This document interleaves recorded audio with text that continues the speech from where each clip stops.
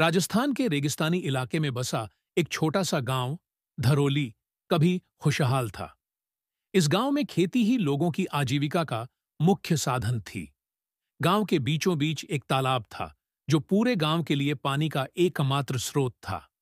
सालों से यह तालाब गांव की प्यास बुझा रहा था और फसलों को सींच रहा था। लेकिन एक साल बारिश ने धोखा दे दिया।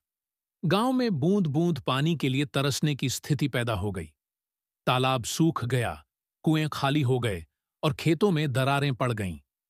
गांव के लोग भगवान से प्रार्थना करते रहे, लेकिन हालात बदतर होते गए। पानी की कमी ने धीरे धीरे गांव की खुशहाली छीन ली। फसलें बर्बाद होने लगीं और किसानों का गुजारा मुश्किल हो गया। पशु भूख और प्यास से मरने लगे। कुछ परिवार मजबूर होकर अपना गांव छोड़कर शहर की ओर पलायन करने लगे। जो लोग पीछे रह गए, उनके पास न तो काम था और न ही कोई साधन। गांव में बच्चों की पढ़ाई रुक गई क्योंकि स्कूल में भी पानी की समस्या थी।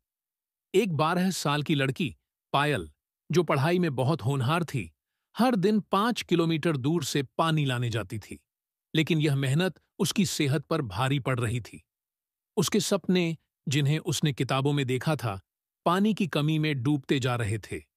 गांव में हालात इतने खराब हो गए कि लोग अपने खेतों और घरों को छोड़कर जाने लगे।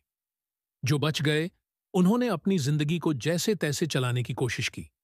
गांव के सबसे बुजुर्ग व्यक्ति रामू काका हर दिन तालाब के पास बैठते और आंसू बहाते।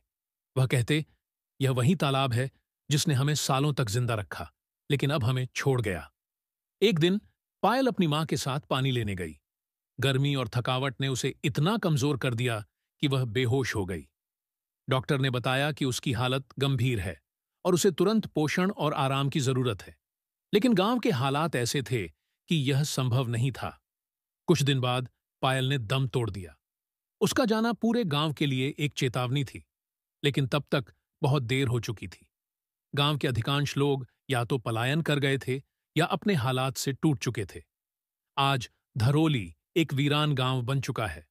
सूखा, सरकार की उपेक्षा और गांव के लोगों की बेबसी ने इस गांव की कहानी को दर्द और असफलता का प्रतीक बना दिया। इस दुख भरी कहानी से हमें यह सीख मिलती है कि प्राकृतिक संसाधनों का महत्व समझना और उनकी सुरक्षा करना कितना जरूरी है। यदि समय रहते समस्या पर ध्यान न दिया जाए, तो केवल एक गांव ही नहीं, बल्कि पूरी मानवता प्रभावित हो सकती है।